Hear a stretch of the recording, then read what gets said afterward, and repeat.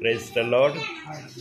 प्रभूच्या नावाला धन्यवाद देतो मी की प्रभूने हा सुंदरसा वेळ दिलेला आहे की या वेळेमध्ये आपण देव बाप्पाचं गौरव करावं, देव बाप्पाला आपण उंच करावं. देव बाप तुमची भेट घेण्यासाठी इच्छुक होता, म्हणून देवाच्या दासाला प्रभूने दाखवलं आणि देवाचा दास तुमच्यापर्यंत आला. प्रियांनो, अखिल पृथ्वीभर देवाचा आत्मा त्याच्या विश्वासणाऱ्यांची, सेवकांची भेट घेण्याची इच्छा ठेवतो. कोणाच्या मनामध्ये येऊ अगर न येऊ, पण आमच्या देवाच्या मनामध्ये आपल्या विश्वासणाऱ्यांना, सेवकांना भेटण्याची इच्छा होते. म्हणून आजच्या या भक्तीची सुरुवात आपण प्रार्थनेने करणार आहोत आणि प्रार्थनापूर्वक आपण स्वतःला प्रभूच्या चरणासमोर सादर करणार आहोत. सुनीताताई सुरुवातीची प्रार्थना करतील. आपण प्रार्थना करू. पवित्र पवित्र पवित्र पवित्र सेनाधीश आकाश आणि पृथ्वीच्या निर्माण करत्या माझ्या महान परमेश्वर बाप्पा, प्रथम तुला उंचविते, गौरवते बाप्पा, आदर मान मध्ये देते माझ्या राजा. या सुंदर वेळेबद्दल देखील धन्यवाद देते माझ्या परमेश्वरा. दिवसभर सांभाळून बाप्पा तू आम्हाला प्रार्थनेत बाप्पा तू एकत्रित केलं म्हणून तुला धन्यवाद देते बाप्पा. तुझे सेवक जे वचन सांगणार बाप्पा ते तू आशीर्वादित कर बाप्पा आणि आमच्यासाठी देखील ते आशीर्वादित कर माझ्या परमेश्वरा. येथून पुढचा वेळ समय मी तुझ्या हाती देते. ही लहान नम्र प्रार्थना येशूच्या नावात केली म्हणून ऐकते त्या. आमेन. प्रियांनो, नेहमी मी आपल्याला एका वाक्याने नेहमी सूचित करत आलेलो आहे आणि आजही पवित्र आत्म्याच्या प्रेरणेने त्या वाक्याने मी सूचित करत आहे. देवाच्या सानिध्यामध्ये बसण्यापेक्षा जगाच्या पातळीवर कोणताच वेळ श्रेष्ठ वेळ नाही. जगामधल्या सगळ्या गोष्टी जरी आम्ही पाहिल्या, अनुभवल्या, त्याप्रमाणे त्याचा स्वाद घेतला, पण जो स्वाद देव बाप्पाच्या उपस्थितीमध्ये आहे ना, तो स्वाद अन्य ठिकाणी कोणालाच मिळत नाही. कारण प्रियांनो, देवाच्या सानिध्यामध्ये बसणं किंवा देवाचं ऐकणं यासारखी आशीर्वादाची दुसरी गोष्ट या भूतलावर देव बाप्पाने ठेवलेलीच नाही. म्हणून देवाची उपस्थिती ही आमच्यासाठी नेहमी आदरणीय, ग्राह्य अशी आम्ही ठेवली पाहिजे आणि त्याप्रमाणे आम्ही देवाच्या उपस्थितीमध्ये चालण्याचा प्रयत्न केला पाहिजे. प्रियांनो, आज जो निरोप देवबाप तुम्हाला देणार आहे, केवळ आज मी 3 वचनं, 4ही वचनं आज आणलेले नाहीत. देवाच्या उपस्थितीमध्ये 3च वचनं देवबाप्पाने मला दाखवले आणि मी देवबाप्पाला प्रार्थनापूर्वक जेव्हा संदेश मनन करत होतो, काढीत होतो, तेव्हा म्हणलं, देवबाप्पा तुझी जशी इच्छा असेल तसं तू आपल्या वचनातून, आपल्या दासाच्या मुखातून बोल. काढूया एक वचन आपण. गणनाचं पुस्तक 12वा अध्याय 3रं वचन. गणना 12वा अध्याय 3रं वचन. मोशे हा पुरुष तर भूतलावरील सर्व मनुष्यापेक्षा नम्र होता. बघा, विचाराच्या माध्यमातून देवबाप बोलत आहे. अजून मी माझ्या वचनाकडे आलेलो नाही. देवबाप म्हणतो, मोशे सारखा नम्र पुरुष या भूतलावर कोणी नव्हता. एवढ्या नम्र पुरुषाबद्दल देवबाप्पाने जर उद्गार काढले आहे, पण याच नम्र पुरुषाला देवबाप्पाने कानानात जाऊ दिलं नाही. कानानात जाण्यासाठी या नम्र पुरुषाला प्रतिबंध घातला. प्रियांनो, जो देव एखाद्या सेवकाची प्रशंसा आपल्या मुखाने करतो त्या सेवकासारखा धन्य सेवक कोण असेल? मनुष्य तर मनुष्याची नेहमी निरनिराळ्या भावनेने निरनिराळ्या हेतूने प्रशंसा करतात, पण देवाने जी प्रशंसा मोशेची केली ना ती आत्म्याने आणि खरेपणाने केलेली आहे. ती अशीच प्रशंसा केलेली नाही.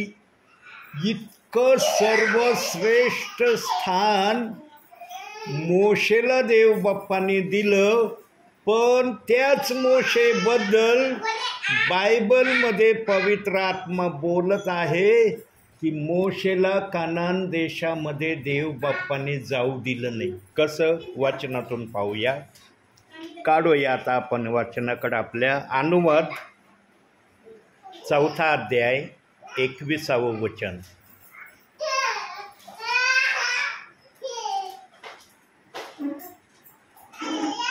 चौथा 21 वचन.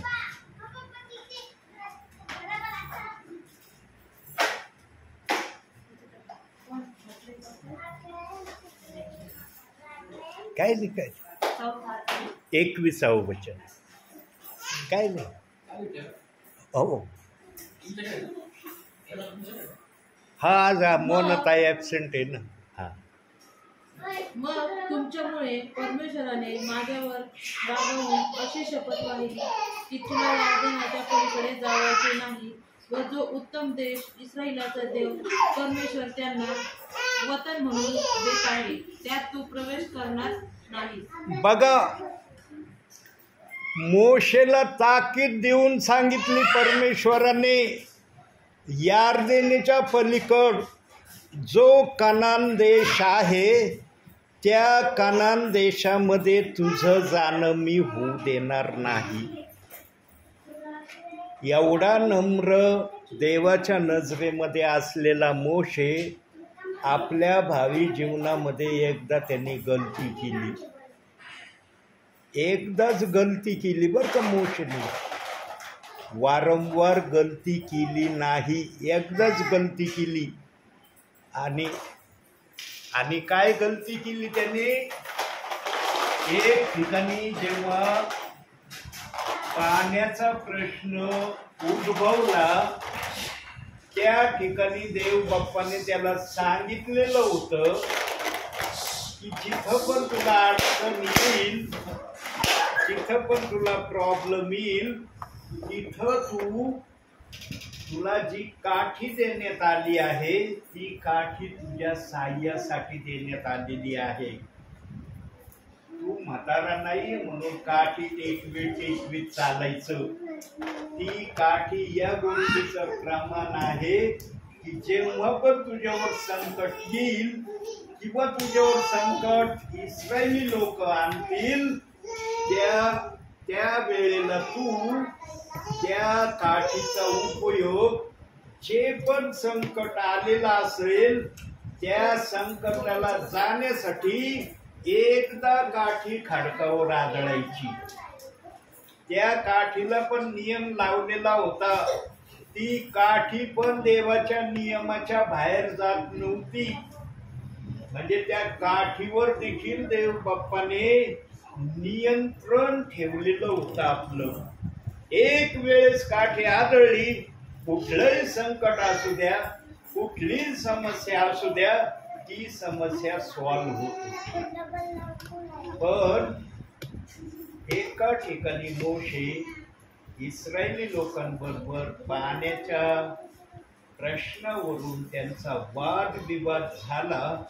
त्या ठिकाणी इस्रायली लोकांच्या बोलण्यामुळं, इस्रायली लोकांच्या अपशब्दामुळं मोशेला पण राग आला आणि त्याने रागाच्या भरामध्ये काठी एक वेळेस आदळायची आज्ञा होती. मस्सा या ठिकाणी मोशेने देवाविरुद्ध आज्ञाभंगाचं पाप केलं. काठी एकदा खडकावर आदळायची, त्याने 2 वेळेस काठी खडकावर आदळली. कुणीही त्या काठीकडे लक्ष दिलं नसेल इस्रायली लोकांनी, पण सर्व समर्थ देवाने स्वर्गातून मोशेच्या हाताकडे पाहिलं की त्याने 2 वेळेस काठीला जोराने आदळलं. आणि ते देवाच्या नजरेमध्ये मोशेसाठी पाप किंवा आज्ञाभंग या गोष्टीला देव बाप्पाने मनात ठेवलं. आणि मग भ्रमण करत असताना मोशेला देव बाप वेळोवेळी सांगत राहिला. आता एक्झॅक्टली बायबलनी वर्णन केलेलं नाही की 40 वर्षे इस्रायली लोक अरण्यामध्ये प्रभूच्या सांगण्याने फिरले. मोशेने मस्सा या ठिकाणी कितव्या वर्षी काठी एकदा आदळण्याऐवजी 2दा आदळली हे वर्णन त्या ठिकाणी केलेलं नाही. ते काल आणि समय देव बाप्पाने गुप्त ठेवलेला आहे. पण मोशेने ही कृती केली ती बायबलमध्ये विधित करण्यात आलेली आहे. आणि वारंवार प्रभू म्हणायचा, तुला यार्देनीच्या पलीकड मी जाऊ देणार नाही. यार्देनीच्या अलीकड पर्यंत तुला प्रवास करायचा आहे. यार्देनीच्या पलीकडचा प्रवास जे माझ्या सांगण्याप्रमाणे वागतील, करतील, राहतील त्यांना जाण्याची त्या वचनदत्त देशामध्ये मी परवानगी देत आहे. जे माझं ऐकणार नाही त्यांचं जाणं यार्देनीच्या पलीकडे मी कदापि होऊ देणार नाही. आणि मोशेला जेव्हा वारंवार प्रभू हे बोलत राहिला की तुला यार्देनीच्या पलीकड जायचं नाही, तेव्हा मोशेने एक विनंती देव बाप्पाला केली. बघा, देव बाप्पाने त्याला यार्देनीच्या पलीकड न जाण्याचं सांगितलं तरी मोशेने एक हिम्मत ठेवली प्रभू परमेश्वराशी बोलायची. त्यानो हिम्मत तोच ठेवतो देवाशी बोलण्याची ज्याच्यामध्ये देव कार्य करतो. ज्याच्यामध्ये देव कार्य करत नाही ना त्याला कदापि देवा बरोबर बोलण्याची हिम्मत आणि साहस येणार नाही. पण मोशेला वारंवार प्रभू परमेश्वर सांगत होता की तुला यार्देनीच्या पलीकडे मी जाऊ द्यायचो नाही. तरी मोशेने मोठ्या कळवळेच्या वाणीने देव बाप्पाला हात जोडून कदाचित एक विनंती केली. काय विनंती केली ते आपण वचनातून बघू, कारण त्या विनंतीला वचनाचा पुरावा दाखवणं गरजेचं आहे. काढूया आपण अनुवादाचं पुस्तक 3रा अध्याय 27वं वचन. बघा काय विनंती केली मोशेनी. 3रा अध्याय 27वं वचन. ईश्वराच्या शिखरावर जा आणि पश्चिम व उत्तर व दक्षिण व पूर्व अशा 4 दिशाकडे दृष्टी लावून तो देश पाहून घे, कारण तुला यार्देने पलीकडे जावयाचे नाही. त्या वचनाची हिडिंग काय वरची हिडिंग? कनान देशात प्रवेश करण्यास मोशेला मज्जाव. म्हणजे कनान देशात जाण्यास मोशेला परवानगी नाही हे हेडिंग आहे. आणि त्याच्यातलं आपण 27वं वचन पाहिलं. परत हेडिंग वाचा ते. कनान देशात प्रवेश करण्यास मोशेला मज्जाव. कनान देशात जाण्यास मोशेला मज्जाव म्हणजे त्या ठिकाणी मोशेला जाता येणार नाही. का जाता येणार नाही मग त्याची वचनं खाली दिलेत. आणि त्याच्यातलं 27व्या वचनात प्रभू परमेश्वर मोशेला म्हणतो, पूर्वेकड बघ, पश्चिमेकड बघ, दक्षिणेकड बघ, उत्तरेकड बघ, 4ही दिशा बघून घे. 4ही दिशांकड तुला काय दिसतंय, कसं दिसतंय, तुझ्या नेत्राला ते पाहून कसं वाटतंय याचा आनंद मात्र तू घे. पण या 4 दिशांच्या पलीकड जे देश आहे त्या देशामध्ये तुला जाता येणार नाही. तुझ्या विनंतीवरून मी तुला फक्त कनान देशाच्या जवळपासचा एरिया दाखवला. आणि मोशेने जेव्हा पाहिला असेल तो भाग पाहून त्याचे डोळे प्रफुल्लित झाले असतील, प्रसन्न झाले असतील. मनातल्या मनात कदाचित म्हणला असेल तो, अरे मस्सा या ठिकाणी जे माझ्या हातून कृत्य झालं त्या कृत्याचा दुष्परिणाम देव बाप्पाने मला यार्देनीच्या पलीकड न जाऊ देण्याचं ठरवलं. यांनो, आम्हाला या बोध आणि इशाऱ्यामधून आजच्या समयामध्ये आम्ही आहोत ना. आम्ही आजच्या समयामध्ये मोशेचा काळ आमच्यासाठी भूतकाळी, कारण ज्या घटना होऊन गेल्यात पण बायबलनी त्या विधित केल्यात त्या आमच्यासाठी आज भूतकाळी, त्या भविष्यकाळ नाही, त्या वर्तमान काळ पण म्हणता येणार नाही. वर्तमान काळ आम्हाला म्हणता येईल, कारण या वर्तमान काळामध्ये आम्ही आहोत. मोशे भूतकाळामध्ये आहे. यांनो, यावरून आम्हाला हा बोध आणि हा धडा घेण्याची गरज आहे की एक क्षुल्लकचं पाप मोशेने केलं. मोशेला कनान देशात जाता आलं नाही. आम्ही किती पाप करतो आज? किती पाप करतो? आजचा दिवस घ्या, जवळजवळ 8:30 वाजत आलेले आहेत. आता सकाळपासून 6 वाजल्यापासून किंवा 5 वाजल्यापासून ज्याचं जसं उठणं आहे त्या वेळेपासून 8:30 वाजण्याच्या वेळेपर्यंत कोणाला धैर्याने धाडसाने म्हणता येईल का की आज मला देवाच्या विरुद्ध सुईच्या टोका एवढंही आज्ञाभंगाचं पाप माझ्याकडून झालं नाही? आहे का धाडस आमच्या मध्ये बोलण्याची? पण मोशेच्या जीवन चरित्राकडे लक्ष द्या प्रियानो. खाली काठी 2 वेळेस आदळली. कनान देश देव बाप्पाने त्याच्यासाठी वर्ज केला. किती येशू ख्रिस्ताने आमच्या पापावर पांघरून घालण्याचं ठरवलंय आणि ते प्रमाण दिलंय. स्तोत्र संहिता 32.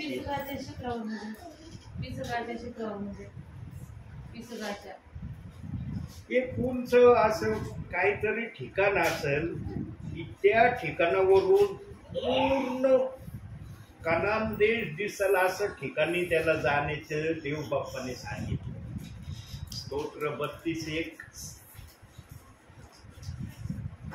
बघा, जे पापा आम्ही करतो त्याच्यावर काय करतोय प्रभू. 32:1.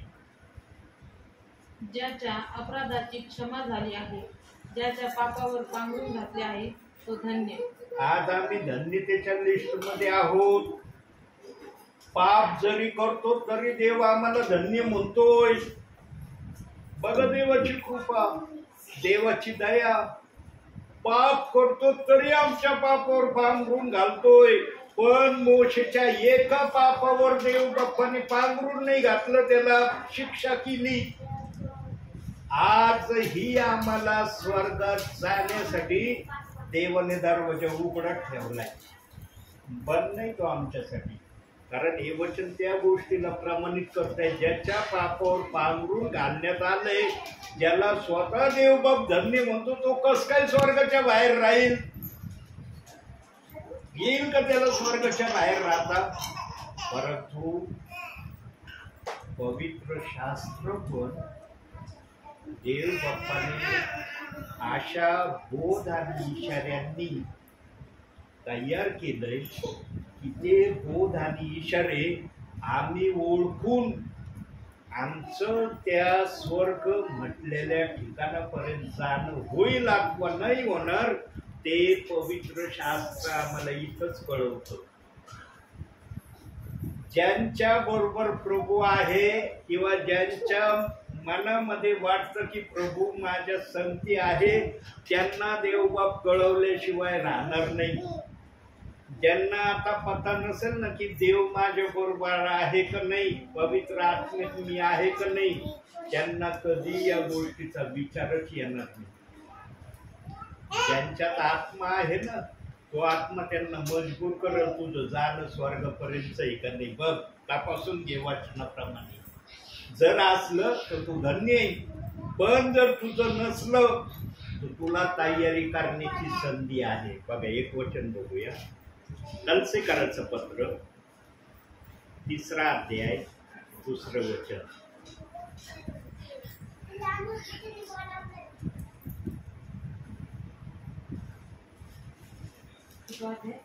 तिसरा अध्याय 2रं वचन.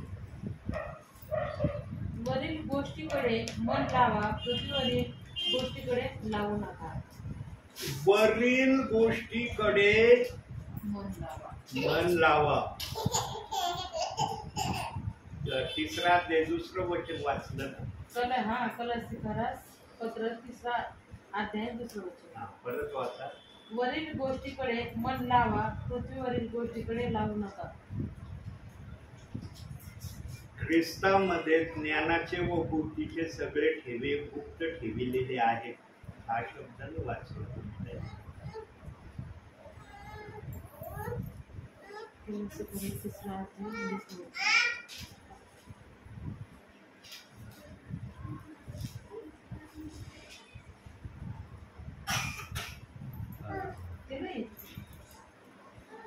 सॉरी बरं का. 2रा अध्याय 3रं वचन, कलसेकराचं पत्र. माझं गडबडीत चुकलं. त्या ख्रिस्तामध्ये ज्ञानाचे व बुद्धीचे सर्व निधी गुप्त आहे. पानपलटी झालं का काय झालं माहित नाही. हे वचन लिहिण्याऐवजी हेच वचनाचा रेफरन्स मी तिथं दिला. म्हणला रे माझ्या लिखाणामध्ये तर ख्रिस्ताचे ज्ञानाचा शब्द दिलाय, काही तर वाचून राहिले, वरील गोष्टीकडे लक्ष लावू नका. मला तर काय मिस्टेक झाली कडे, माझी झाली का त्यांची झाली. इथं 2-3 करायचं, मी 3-2 केलं. रेफरन्समध्ये गडबड झाली. देव बाप्पाने ज्ञानाचे बुद्धीचे ठेवे गुप्त का ठेवले? सगळं बायबल त्याचं आहे, सगळे वचन त्याचे आहे, सगळी धनसंपत्ती त्याची आहे. मग त्याला बुद्धीने आणि ज्ञानाने काही गोष्टी गुप्त ठेवावयाची का आवश्यकता पडली? कोणता विचार त्याला वचनाच्या समयामध्ये त्याच्या मनामध्ये आला असेल की त्याने ज्ञानाचे व बुद्धीचे ठेवे गुप्त ठेवले, पण ते त्याने कायमस्वरूपी गुप्त नाही ठेवले. वचन स्पष्ट सांगतं की त्याने हे ठेवे कायमस्वरूपी गुप्त ठेवले नाही. बघा याचा पुरावा कलसेकराचं पत्र 1ला अध्याय 26वा वचन. जे रहस्य युगानुयुग पिढ्यानपिढ्या गुप्त ठेवलेले होते, परंतु आता त्याच्या पवित्र जनांना प्रकट झाले आहे, ते हे वचन होय.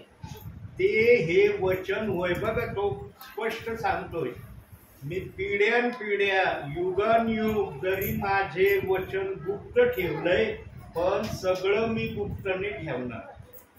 मला जेवढं आवश्यक वाटतंय तेवढं मी प्रगट केल्याशिवाय राहणार नाही. पण प्रगट करणाऱ्याचं प्रमाण त्या वचनात त्यांनी सांगितलंय, जे पवित्र जन असतील. आता कोण पवित्र जन आहे, कोण पवित्र जन नाही हे तुम्हाला माहित नाही. आम्ही एखाद्या कृतीवरून, एखाद्या चालण्यावरून, बोलण्यावरून किंवा आणखी कशावरून एखाद्याला म्हणू शकतो की हा पवित्र जन आहे. परंतु देवाच्या नजरेमध्ये ऍक्च्युली पवित्र जन कसा आहे हे देव बाप्पाला माहिती. आणि जो देवाच्या नजरेमध्ये पवित्र जन असेल त्याला या गुप्त गोष्टी प्रगट केल्याशिवाय देव बाप राहणार नाही. त्या गोष्टी प्रगट होतीलच. आणि त्याचं प्रमाण हे वचन या ठिकाणी देव बाप्पाने प्रगट केलं आहे. की पवित्र जनांना मी माझ्या मनातल्या गुप्त गोष्टी सांगन किंवा ज्ञानाचे बुद्धीचे ठेवे सांगन. आता ज्ञानाचे आणि बुद्धीचे ठेवे सांगायचं जर ठरवले देव बाप्पाने, तर हे बुद्धीचे ज्ञानाचे ठेवे त्यांनी गुप्त का ठेवले? त्याला जर सांगायची इच्छा होती वाचनामध्ये, तर मग हे गुप्त ठेवण्याचं कारण काय? काहीतरी कारण असल्याशिवाय देव बाप्पाने गुप्त ठेवायचं ठरवलं का? काहीतरी पवित्र आत्म्याला आपल्या समाजात दिसला असेल ना, की अशी घटना माझ्या हाताने घडवलेले प्रियजन पृथ्वीवर असताना वर्तमान काळामध्ये जे विश्वासणारे जे सेवक असतील त्यांना मी कळविणार आहे. आणि देवबाप कळवितो, देवबाप गुप्त ठेवीत नाही. देवबाप्पाच्या नजरेमध्ये गुप्त ठेवण्याची प्रक्रिया नाही. कोणते ज्ञानाचे बुद्धीचे गुप्त ठेवण्याचं देवबाप्पाच्या मनात आलं आणि त्याचं कारण काय आहे ते आपण वचनातून पाहणार आहोत. त्यासाठी काढूया एक वचन, शेवटचं वचन, पहिले तिमोथेय त्या पाठी, म्हणजे तिथं राहिलं सगळं कंट्रोल मध्ये नाही. दुसरे पहिले तिमोथेय 2:8 शेवटचं वचन. त्याच्यावर थोड्या वेळ आपण टीचिंग करू. दुसरा अध्याय पहिले तिमोथेय 8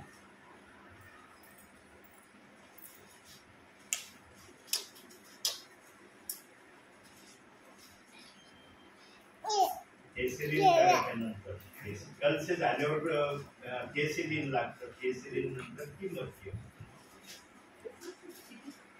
दुसरा अध्याय 8. प्रत्येक ठिकाणी पुरुषांनी राग व विवाद सोडून पवित्र हातवर करून प्रार्थना करावी अशी माझी इच्छा आहे. बघा आता देवाचा शब्द काय आहे.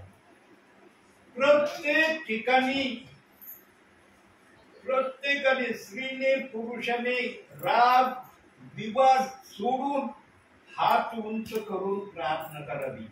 का बरं देवाला राग आणि विवाद हा शब्द त्याने या वचनात ठेवला? म्हणजे देवाला राग येईल अशी कोणती कृती पवित्र आत्म्याला आपल्या समयात दिसली म्हणून त्याने बुद्धीचे आणि ज्ञानाचे ठेवे गुप्त ठेवले. परंतु ते गुप्त राहणार नाही, ते ओपन मी करणार आहे पवित्र जनांच्या द्वारे. इथपर्यंत धाडस देव बाप्पाच्या आत्म्याने विश्वासणाऱ्यांसाठी का केलं? प्रभूला तर सांगायची इच्छा आहे, पण तीच इच्छा त्यांनी गुप्त का ठेवली? आणि तीच इच्छा पवित्र जनांच्या द्वारे प्रगट करण्याची का भाषा बोलला? म्हणून प्रियांनो, वचनाला फोडून सांगण्यासाठी पवित्र आत्मा लागतो. पवित्र आत्मा सविस्तररित्या फोडितो पण, आणि जे त्याला शॉर्ट अँड स्ट्रीट मध्ये त्या गोष्टीतून प्रगट करायचं हे बोलून पण दाखवतो. का देव बाप्पाने या गोष्टी गुप्तही ठेवल्या आणि प्रगटही करण्याची अपेक्षा केली? कारण देवाला मान्य नव्हतं की मनुष्याची ती गोष्ट गुप्त राहावी. ही गोष्ट जर पृथ्वीवर देव बाप्पाने गुप्त ठेवली असती तर प्रत्येक आत्मा स्वर्गामध्ये प्रभूच्या चरणी बोलला असता. प्रभूला काय बोलला असता? प्रभू परमेश्वरा, तुझ्या ध्याना मनात बुद्धीत ही गोष्ट होती, ही गोष्ट तू आम्हाला पृथ्वीवर का प्रकट नाही केली? आम्हाला भली ती प्रकट नाही झाली, पण तू सेवकांच्या द्वारे का नाही बोलला? तू प्रेषितांच्या द्वारे बोलला, संदेष्टांच्या द्वारे बोलला, सुवार्तिकांच्या द्वारे बोलला, पण सेवकांच्या द्वारे इतकी मोठी गहन गोष्ट जी तुझ्या ध्याना मनात होती ती प्रगट का नाही केली? म्हणून देवाने पवित्र जन हा शब्द वापरलाय की माझ्या मनात जे आहे ते पवित्र जनांना मी कळवील, हे सर्वांना मी कळवणार नाही. देव बाप्पाने जर सर्वांना कळवण्याचं ठरवलं असतं ना, सगळ्यांनी सांगितलं असतं. तर देवाने पवित्र जनांनाच हे सांगण्याचं आश्वासन वचन दिलंय. आणि ती कोणती गोष्ट होती माहिती प्रियांनो, देवाच्या आत्म्याला आपल्या समयात दिसलं होतं. इतकं पवित्र शास्त्र पवित्र लिहिलंय, निर्दोष लिहिलंय, याच्यात कुठली शंका माझ्या ध्यानामनात आली नाही. परंतु विश्वासणारे प्रेषितांची कृत्य 2 अध्याय 38 वचनाविषयी अडखळणार आहे. मग त्या अडखळण निरनिराळ्या माध्यमातून बघा, मिसर पासून कानान देश 11 दिवसाचा प्रवास होता. 40 वर्ष देव बाप्पांनी त्यांना अरण्यात फिरवलं. आता प्रेषित 2:38 वचनाचा विरोध कोणत्या समयापासून चाललाय? आजपर्यंत चाललाय. आजच्या या वर्तमान काळामध्ये देव बाप्पाच्या आत्म्याला आहे का हिंमत आणि ताकद बोलण्याची विश्वासणाऱ्यांबरोबर की या वचनाची निंदा विश्वासणाऱ्यांनी थांबवली, सेवकांनी थांबवली? आहे का धाडस देव बाप्पाच्या आत्म्याला हे उद्गार सेवकाच्या मुखातून काढण्याची? म्हणजे या वचनाला आजही विश्वासणारे देवाचे सेवक दोष लावित आहेत. सर्वजण लावित नाहीत, काही जण आहेत. देवामध्ये राहायचं आणि देवाच्याच वचनाला दोष लावायचं कसं वाटतं? जरा विचार करून बघा. देवातच राहायचं, देवाकडूनच सगळं घ्यायचं, मोठमोठ्या आशीर्वादाची घोषणा पण चर्चमध्ये साक्षी रूपाने करायची, हाऊस प्रेयर मध्ये देव किती चांगला आहे हे चांगल्या शब्दाने विश्वासणाऱ्याला इनकरेज करण्यासाठी पण बोलायचं आणि त्याच वचनाला दोष लावायचं. कसं वाटतं? विचार करा. आजचे सेवक, आजचे विश्वासणारे त्या वचनाविषयी गंभीरतेने विचारच करत नाही. त्या वचनाला त्यांनी काही जणांनी थट्टेमध्ये, निंदेमध्ये, वादामध्ये, कुटकुडीमध्ये किंवा अन्य कशामध्ये जे घेतलंय, त्या या घटनेतून काही सेवक, काही विश्वासणारे बाहेरच निघायला तयार नाही. जेव्हा बाहेर निघतील तेव्हा त्या वचनाची महती काय आहे देवाचा आत्मा प्रत्येकाला दाखवून देईल. जेव्हा मी निंदेतून, त्या वचनाच्या छळातून, सगळ्या गोष्टीतून बाहेर आलो देवाच्या सांगण्याप्रमाणे, तेव्हा देव बाप्पाने जे वचन मला दाखवलं, इतकं गोल्डन आणि इतकं सुवर्ण ते वचन मला वाटलं. मी म्हटलं, इतक्या सुवर्ण वचनाला, गोल्डन वचनाला मी इतका भयंकर दोष लावित होतो. मी तर लावितच होतो, पण विश्वासणाऱ्यांना पण मी तयार करत होतो की तुम्ही पण या वचनाला दोष लावणारे बना. आणि काही जण माझ्या सांगण्याप्रमाणे दोष लावणारे बनलेत. पण देवाच्या आत्म्याने जेव्हा मला त्यांच्याकडे पाठवलं ना, तेव्हा त्या प्रियजनांनी ते शब्द ऐकले नाही. काही जणांनी ते म्हणले, तुम्ही जे सांगितलं ते आम्ही करू, पण आता जे सांगायला तुम्ही आलात ते आम्ही करणार नाही. आजही ते काही प्रियजन करीत नाही. पण काही जणांच्या हृदयाशी देवाचा आत्मा बोलला. त्यांनी माझ्याशी फोनच्या द्वारे संपर्क केला आणि त्यांना पण मी सांगितलं, देवाच्या आत्म्याने दाखवल्यावर मी तुमच्याकडे येईल. आणि देवाच्या आत्म्याने मला काही परिवारांमध्ये जाण्याची परवानगी दिली. तिथं मी फोन न करता त्यांच्या घरी गेलो, जसा आज या ठिकाणी आहे. काही जणांना पस्तावा नाही, पश्चाताप झाला, पश्चाताप. पण काही जणांना अजूनही पस्तावाही होत नाही, पश्चातापही होत नाही. म्हणून ते आजही प्रेषित 2:38 वचनाला नाकारित आहे. म्हणून तो शब्द आलाय, सर्व ठिकाणी पुरुषाने राग विवाद सोडून पवित्र हात वर करून प्रार्थना करावी. आता प्रार्थना करावी, कशासाठी प्रार्थना करावी? आता देव म्हणतोय प्रार्थना करा. आता काय प्रार्थना करायची? पुरुषांना राग सोडून देऊन, वाद विवाद सोडून देऊन काय प्रार्थना करायचं आव्हान देव बाप करतो, हे पण महत्वाचं आहे कळणं. मग एखाद्याला वाटून प्रार्थना म्हणजे काय, अरे आपण जे रेग्युलर प्रार्थना करतो तीच प्रार्थना करायची. इथं विशेष प्रार्थना करण्याचं प्रावधान देव बाप्पांनी सांगितलंय.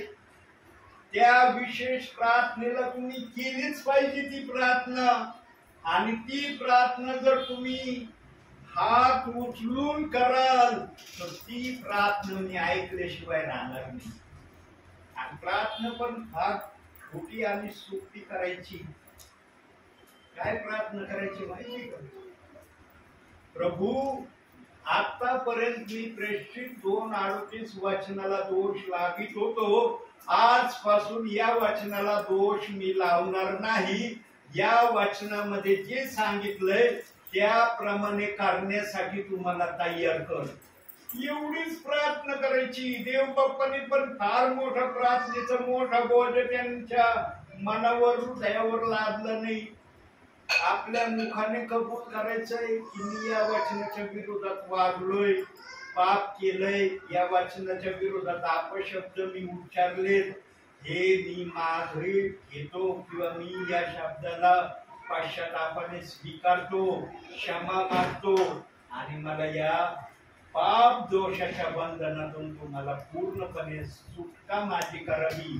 ही प्रार्थना करण्याची त्या ठिकाणी देव बाप विनंती करतोय. आता बाकीच्या प्रार्थना तर तुम्ही करतातच ना. काय कोणता विश्वासणारा आहे पृथ्वीच्या पाठीवर की तो आपल्या जीवनातली एखाद्या समस्येसाठी का होईना प्रार्थना करीत नाही?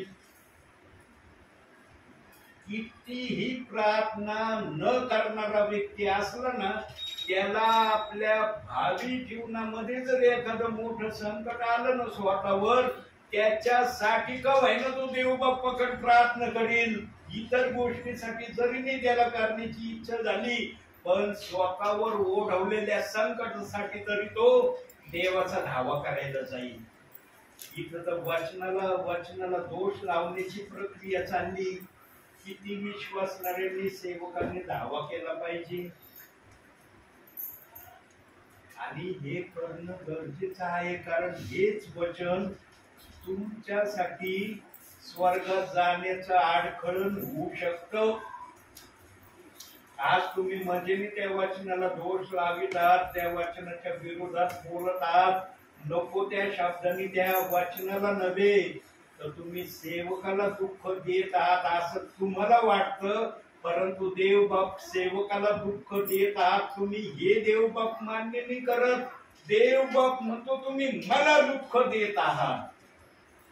माझा सेवक तर आज उद्या नाही, त्याची काही गॅरंटी नाही की तो सर्वदा जगामध्ये राहील. परंतु सर्वदा जगामध्ये पण आणि स्वर्गामध्ये पण मी राहणारा प्रभू आहे. आणि त्या प्रभूला तुम्ही या वचनाला दोष लावून नेहमी त्रास देण्याचा प्रयत्न करतात.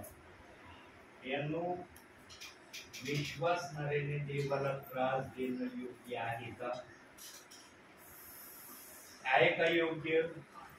जो देव तुमच्यावर कृपेवर कृपा करतो, आशीर्वादावर आशीर्वाद पाठवतो, त्या देवाच्या वचनाला दोष लावणं कसं वाटतं तुमच्या बुद्धीला?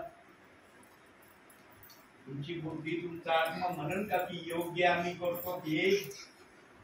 म्हणून आदास आत्मेच्या प्रेरणेने ज्या ठिकाणी देव बाप दाखवेल त्याच ठिकाणी प्रार्थनेला दाखवतो. मला देवाने दाखवल्याशिवाय मी कोणत्याच घरी पाहिजे नाही. कारण माझा देव तुम्हाला भेटायला येतोय. माझं काय अस्तित्व आहे, मी कोण आहे, माझी काय लायकी, काय पात्रता आहे किंवा काय मी तुम्हाला देण्यास सक्षम नाही. माझ्याजवळ काही नाही. मी स्वतः सांगतो, माझ्या मुखाने सांगतो, माझ्याजवळ तुम्हाला द्यायला काही नाही. पण ज्या देवाच्या नावाने मी येत आहे त्या देवाच्या नावाने तुम्हाला देण्यासाठी मी प्रभूवर मध्यस्थी करू शकतो. यांना दे, जर मला इथं आणलं तर यांना दिलं पाहिजे. हे म्हणते सेवक आले, काहीच नाही मिळालं आम्हाला. हे मुसल्यासारखे झाले नाही पाहिजे. जो वाचनाकडे लक्ष देतो त्याचं नेहमी देवानं कल्याण करायचं ठरवलं.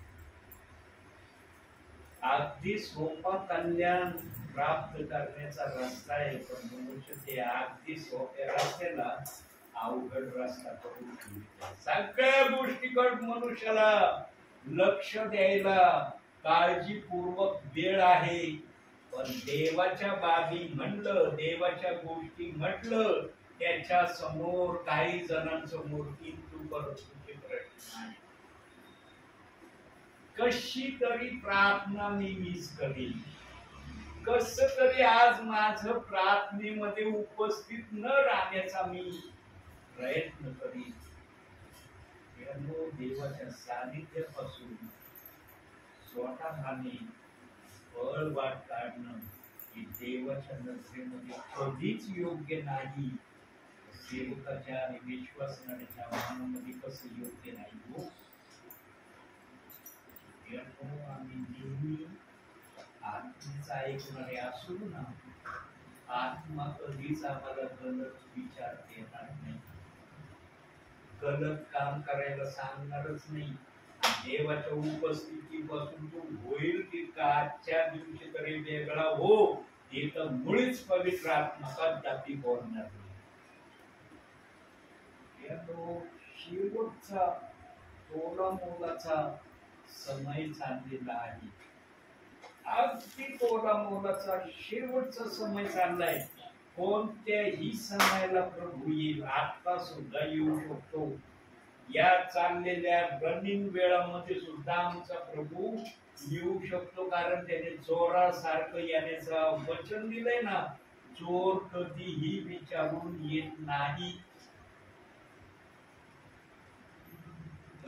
जो चोर येतो तो चोर काय अपेक्षेने येतो तो तुम्हाला माहिती आहे ना.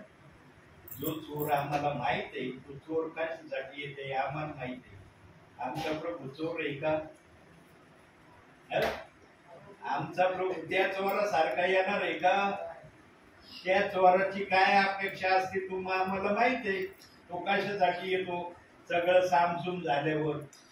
आमचा प्रभूंनी पण चोराची उपमा दिली का दिली? कारण फक्त माझे विश्वासणारे, माझे सेवक किती जागृतपणे माझ्या वचनाप्रमाणे चालतात, यासाठी तो कोणत्याही वेळेला येणार आहे. आता पण येऊ शकतो. त्याच फक्त एक उद्देश आहे, माझे विश्वासणारे, माझे सेवक माझ्या बरोबर येण्यास योग्य असावे. म्हणून हा वेळ चाललाय आणि सेवकांना प्रभू पाठवतो. सेवकाची काही यायची गरज आहे का? तुम्हाला काहीच वचन माहिती नाही किंवा देवाचं तुम्हाला काहीच माहिती नाही अशातला भाग आहे का?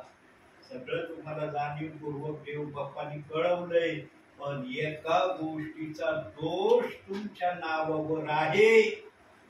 वचनाला दोष लावण्याचा जो दोष आहे, तो दोष देव बाप्पाला मान्य नाही. देव बाप त्या दोषाला स्वीकारित नाही. देव बाप्पाची इच्छा आहे की मनुष्याने या दोषातून स्वतःला पूर्णपणे निर्दोष असं सादर करावं. देवाचा संकल्प फार मोठा आहे. आम्हाला तो संकल्प आम्ही आत्मेने समजू शकतो. बुद्धीने आम्हाला संकल्प कधीही देवाचा समजणार नाही. आणि देवबाप हर विश्वासणाऱ्याच्या मनामध्ये चांगला संकल्प घेऊन चालतो. मोशेच्या बाबतीतही चांगला संकल्प होता. देव बाप्पाने जर मोशेने पाप केलं होतं, पाप करूनही मोशेचं नाव, नम्रतेचं नाव का ठेवलं जगामध्ये? देवबाप म्हणू शकत होता नाही पाप केलं, याला नम्र म्हणण्याचा काय अधिकार याने ठेवलेला नाही. तरी देवबापाने त्याचं नम्र हे नाव ठेवलंय. अखिल पृथ्वीवर मोशे सारखा नम्र कोणी नव्हता. पाप करूनही देवबापाने त्याला नम्र म्हटलं. का नम्र म्हटलं असेल? कारण मोशेचं तेवढं एक क्षुल्लक जर पाप वगळलं ना, बाकी मोशेने आपल्या भावी जीवनामध्ये इस्रायली लोकांसाठी फार मोठे परिश्रम घेतले. कसे घेतले बघूया, एक वचन बघू फक्त. निर्गमाचं पुस्तक 32 अध्याय 32वे वचन.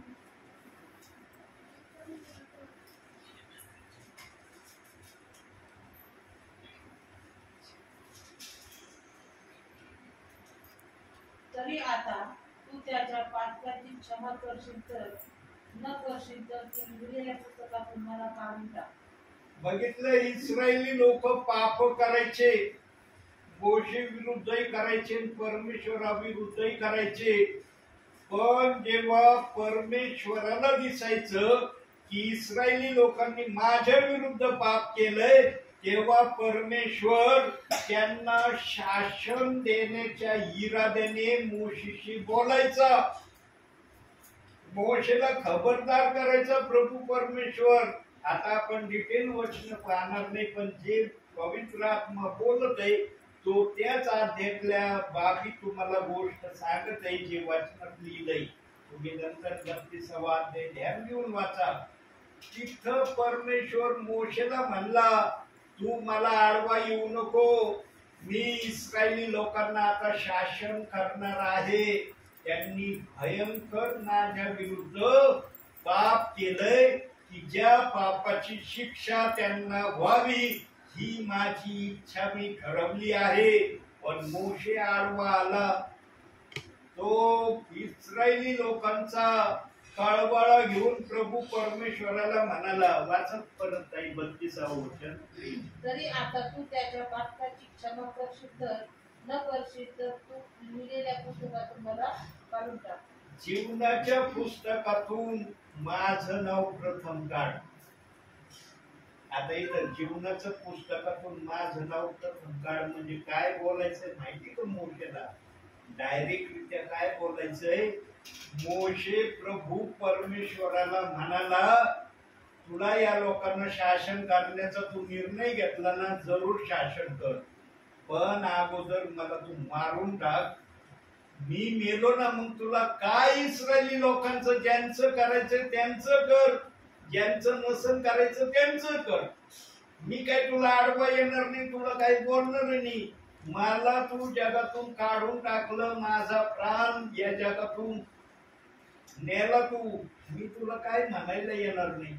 पण जोपर्यंत मी हयात आहे ना, तोपर्यंत मी तुला आडवा येणार, हेच उद्गार बोलत राहील. माझं नाव जीवनाच्या पुस्तकातून काढून टाक, मग तुला यांना काय करायचं ते कर. यांना कोण असं बोलल, कोणामध्ये अशी बोलण्याची हिंमत ताकद येईल? आज एखाद्याने जर जरासं पाप केलं तर आपल्या मनात ईर्ष्या येते. आपण काही ठिकाणी बोलून दाखवतो, काही ठिकाणी बोलत नाही, गुप्त ठेवतो ती देवासाठी.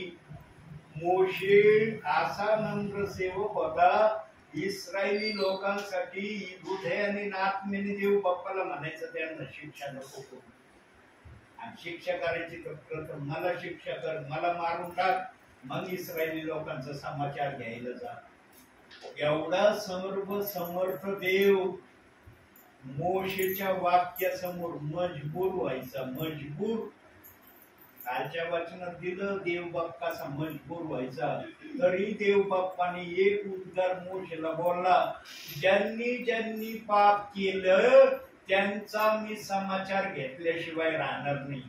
आज भलं मी तुझ्या सांगण्याप्रमाणे त्यांना शिक्षा नाही करत, पण त्यांना शिक्षा झाल्याशिवाय राहणार नाही ज्यांनी ज्यांनी माझ्या विरोधात पाप केलंय.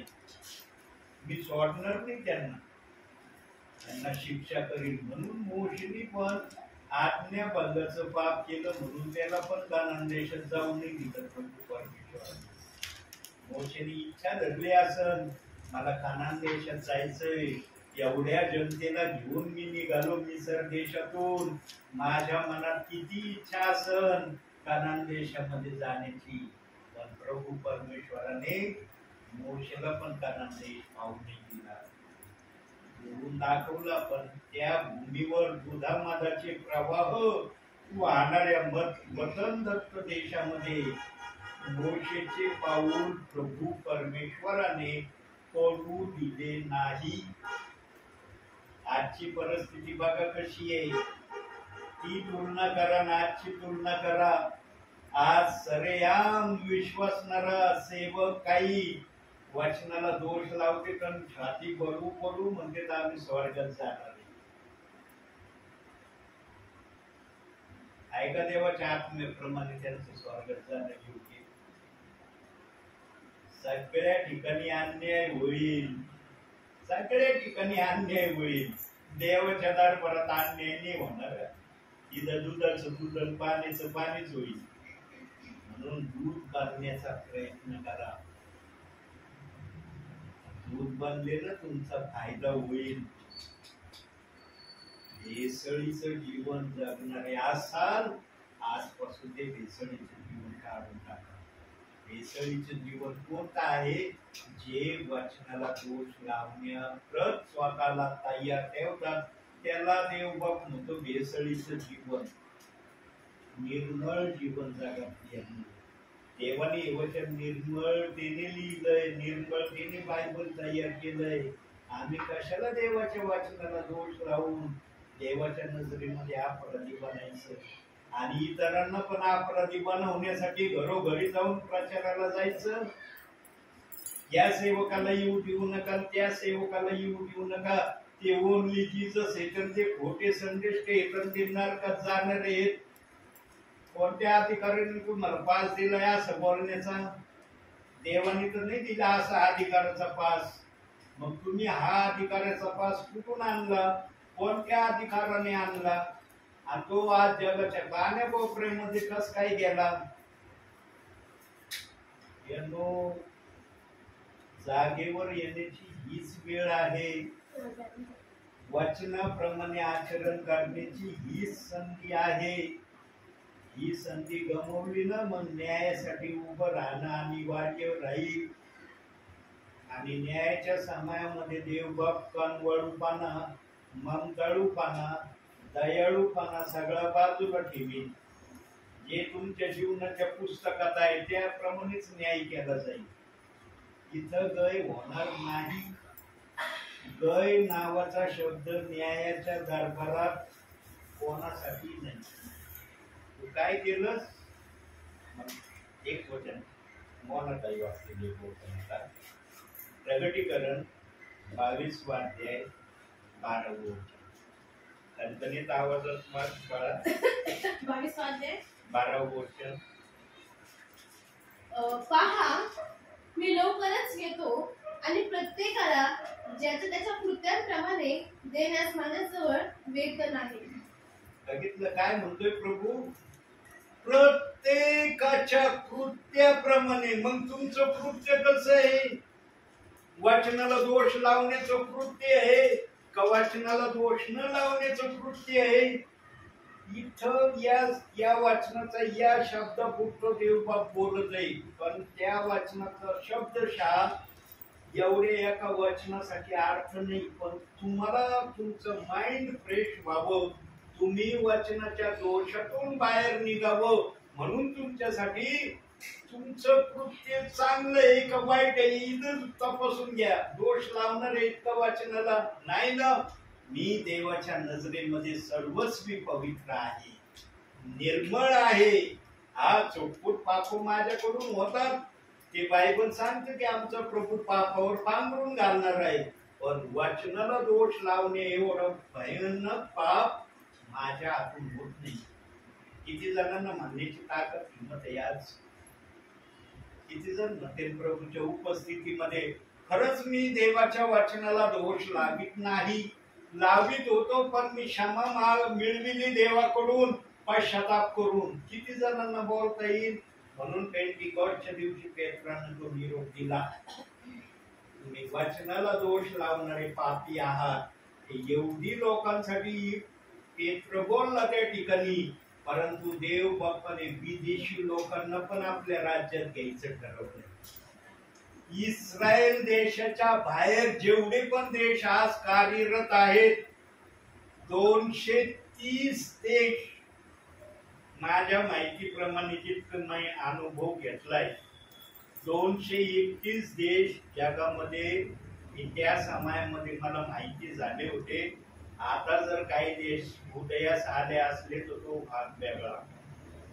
230 देशामधल्या विश्वासणाऱ्यांना सेवकांना देव बाप्पाचं आव्हान आणि विनंती आहे, वचनाला दोष लावण्याचं थांबवा. तो फक्त तुमच्या घरात येऊन तुम्हाला सांगत नाही की तुम्हीच फक्त वचनाला दोष लावायचं थांबवा. अखिल जगातल्या विश्वासणाऱ्यांना सेवकांना देव बाप्पाची विनंती आहे. आणि ही विनंती कुठवर आहे? जोपर्यंत प्रभू येत नाही तोपर्यंतच आहे. आल्यानंतर विनंती नाही, आल्यानंतर मग त्या विनंतीच्या जसं वागणं होईल तसं प्रतिफळ येईल. म्हणून त्यांनी मुकुट द्यायचं ठरवलंय. बायबल मध्ये मुकुट हा शब्द यासाठी ठेवला का? कारण तुम्ही दोषी नाही. मुकुट नकोय का तुम्हाला? देव बाप्पाने आदराने तुमच्या डोक्यात मुकुट घालावं तुम्हाला मान्य नाही? हजारो लोकांच्या समवेत, लाखो विश्वासणाऱ्यांच्या समवेत जर एखाद्या व्यक्तीला मुकुट घातला, त्याला अपमानाचं कारण वाटेल का? ते विचार करा प्रियांनो. इथं जर शारीरिक जीवनात एखाद्या गोष्टीचा आदर झाला तर तुमचं मन कसं होतं? वर स्वर्गात देव बाप्पाने जर ही क्रिया केली तर कसं तुमचं त्यावेळेला मन राहील?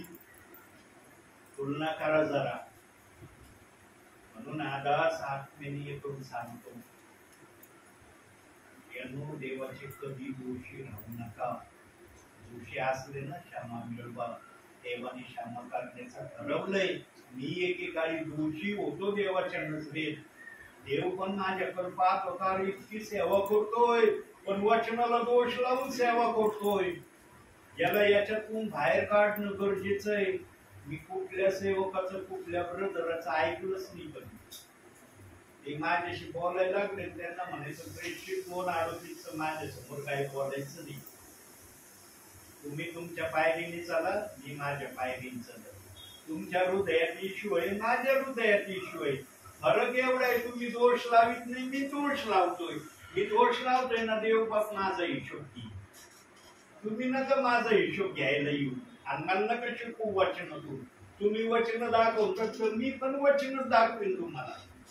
आणि दाखवले मी काही जणांना. प्रेषित 2 आरोपी वचन सांगणारे आले ना, त्यांना मी पण वचन दाखवले. बघा इथं काय लिहिलंय, इथं काय लिहिलंय. कधीच ऐकलं नाही मी त्यांचे. पवित्र शास्त्र साक्षी नाही. ऐकलं असतं ना तर देवाला मला दर्शन देण्याची गरज नसती पडली. देव बाप माझ्याशी जेव्हा बोलला ना, देवाला किंतु परंतु मी केलं. देवाने डायरेक्ट सांगितलं, जगायचं असलं तर ऐक, तर मी घेऊन जाणार आहे तुला. ठरव आता, तुला जगायचं असलं आणि सेवा करायची असली तर वचन मान्य करावं लागल. नसलं मान्य करायचं, तुझा श्वास कोणत्याही सांगायला मी काढून घे. देवासमोर हार मानली मी. देवाबरोबर वाद नाही घातला. म्हणलं देव बाप्पा तू जे सांगशील ते करीन, पण माझी पण एक विनंती, मला ते वचन काढल्याशिवाय मी सेवा करणार नाही. मला थोडं बहुत ते वचन कळलंच पाहिजे काय ते वचन, कारण मी भरपूर निंदा केली त्या वचनाची. आणि देवाने थोडं बहुत मला समजावून सांगितलं. अधिक मन सेवकाच्या संगतीत राहून देव बाप्पाने मला दिलं. आणि आज मी आलो ना एकटा सेवेला, आहे ना एकटा. पाहतात ना की अरे ब्रदर एकटेच येतात. एवढं सक्षम देव बाप्पाने मला बनवलंय की आत्मा मला आज त्या वचनाविषयी तुमच्याशी बोलण्यासाठी ताकद आणि शक्ती देतो. येथे प्रमाण आहे की देव बाप्पाने मला त्या वचनाच्या बंधनातून पूर्णपणे सोडवलेलं आहे. सोडवलेलं आहे म्हणून सांगतोय. सोडवलं नसतं तर कशाला आलो असतो. देव म्हणला असता तू दोषी, काय सांगायला चाललंस त्यांच्याकडं. म्हणून मत्तेच्या 7व्या अध्यायात मुसळ आणि कुसळ देव बाप्पाने ठेवलंय. ते असंच नाही ठेवलं मुसळ आणि कुसळ. एकाला म्हणला कुसळ बघ तुझ्या डोळ्यातलं, भावाचं मुसळ दिसतं तुला एवढं मोठं, तुझं छोटं कुसळ कोण काढेल? ते काढ, मग तू मुसळ सांगायला जाय. देव बापाला तिथं सांगायचंय तू निर्दोष राहा, म्हणजे तुला दुसऱ्याला निर्दोष करता येईल. तू दोषी आहे काय त्याला तू निर्दोष करायला चाललास. देव बाप उठून सुटून कोणाला पण म्हणत नाही बायबल घेऊन जा, वचन सांगायला जा. आत्म्याच्या प्रेरणेने आलेला सेवक वेगळीच भाषा बोलतो, त्याचा संदेशच वेगळा असतो. ऐकणारे म्हणतात अरे आम्ही त्या इतर सेवकांचा संदेश ऐकतो, पण या सेवकांचा संदेशच वेगळा आहे राव, या सेवकांच्या संदेशाची दिशाच वेगळी. पवित्र आत्मा सुधरवण्याच्या दिशेची भाषा तुमच्याशी बोलतोय. आत्म्याने खरेपणाने ग्रहण केलं ना समजेल की ही भाषा आत्म्याची काय आहे.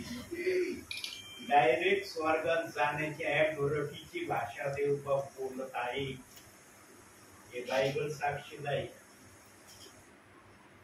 देवाची मान्यता आहे म्हणून सेवा चालली. देवाची मान्यता नसती काय होणं शक्य माझ्यासाठी. म्हणून मी नेहमी सांगतो ना, या झाडाचा पत्ता देखील देवाची आज्ञा घेतो, हालू का. देव म्हणलं ना हाल तर हालतो, ना तर शांत राहतो. कधी कधी बघा आम्हाला वातावरणामध्ये इतके झाड कधी कधी शांत असतात ना, अजिबात पत्ता हललेला दिसत नाही, तरी आम्हाला हवा येते. बघा देवाची करणी, पत्ता हालत नाही झाडाचा तरी हवा येते आमच्यापर्यंत. ही आहे देवाची महान ताकद आहे.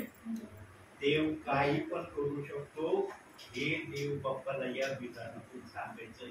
आणि जर तुम्ही वचनाला दोष लावित असाल, कुठपर्यंत लावायचंय दोष. आता प्रभू येण्याच्या लगबगीवर आहे. लगबगीवर असताना पण तुम्हाला दोष लावायचाय का प्रभूला. विचार करा प्रियानो, गंभीरतेने विचार करा. हे बघा मी आज आहे उद्या नाही, माझी गॅरंटी नाही. प्रभूने मला जगातून काढून नेलं ना, माझं मन माझा आत्मा किती म्हणलं ना, नाही मला पृथ्वीवर जायचं सांगायचंय. श्रीमंत व्यक्तीची हीच इच्छा अब्राहमकडे त्यांनी व्यक्त केली. तो म्हणला पृथ्वीवर माझे 5 भाऊ आहेत, मी तर तुझी निंदा केली म्हणून मी अग्नीत उभा आहे आता, पण माझे ते 5 भाऊ इथं यावा नाही म्हणून इथून कोणाला पाठव पृथ्वीवर. पण अब्राहम म्हणला पृथ्वीवर सेवक संदेश नाही, त्यांचं ऐकावं त्यांनी. तो श्रीमंत व्यक्ती मला छे माझे भाऊ त्या सेवकाला पण संदेशाला पण मानित नाही. मग अब्राहम म्हणला जर ते त्यांना मानित नाही, इथून जर कोणी पाठवलं तर त्याला ते कसं काय मानतील. जे आहेत त्यांना ते मानायला तयार नाही, जे नाही ते जर इथून तिथं गेले तर त्यांचं ते ऐकतील याची काय खात्री शाश्वती. देवाचं वचन देवाच्या जागेवर राहतं, योग्य ते मार्गदर्शन आपल्याला कळवतं. फक्त देवाला सर्व गोष्टीचं सार एकच सांगायचंय तुम्हाला, एकच सार सांगायचं आहे. वचनाचे दोषी लावू नका, वचनाला दोष लावू नका, हे देव बाप्पाला सांगायचंय. हे फक्त तुम्हाला सांगतोय असं नाही. ज्या ज्या ठिकाणी मी प्रेयरला जातो त्यांना पण देव बाप हेच सांगते. पण सांगण्याच्या परी देव बाप्पाचे वेगवेगळे आहेत, पण टार्गेट एकच आहे, वचनाला दोष लावू नका. पण आज काय जण म्हणतात अरे हे आले ना, हे मग आपल्याला म्हणते निचर सोडा, हे सोडा, सगळं सोडा, मी सांगतो ते करा. वचनाला दोष लावू नका. तुम्ही जे करत आहात ते करत राहा. जे सेवक तुम्हाला चालवित आहे त्यांचंच ऐका. ते जे तुम्हाला करायला सांगतात तेच करा, फक्त वचनाला दोष लावू नका. देव एवढी रिक्वेस्ट विनंती करायला येतोय म्हणून मी सेवेमध्ये आहे. मी बघत नाही कोणत्या फेजचे विश्वासणारे आहेत, कोणत्या ग्रुपचे विश्वासणारे आहेत. देव मला एवढंच दाखवतो, हे माझे पवित्र प्रियजन आहेत, यांना वचन सांगायला जा म्हणून मी येतो. मी जर विचार केला ना, यांचं हेच वेगळं आहे, यांचं वचन वेगळं आहे, सगळं वेगळं आहे, मी कशाला जाऊ. देव हा विचार करत नाही, म्हणून देवाने मला पण हा विचार करण्यापासून बाजूला केलंय. आणि मी निर्भीडपणे तुम्हाला सांगतो, माझ्याविषयी कधीही मनामध्ये कुठली शंका आणि संशय आणू नका. मी फक्त तुम्हाला वचनाच्या दोषातून मुक्त करण्याची सुवार्ता सांगायला येत आहे. आज बघा देवबाप उघडरित्या बोललाय हे शब्द. देवबाप नेहमी तुम्हाला काही ना काही नवीन शब्द देऊन तुमच्या आत्म्याचं समाधान करतो.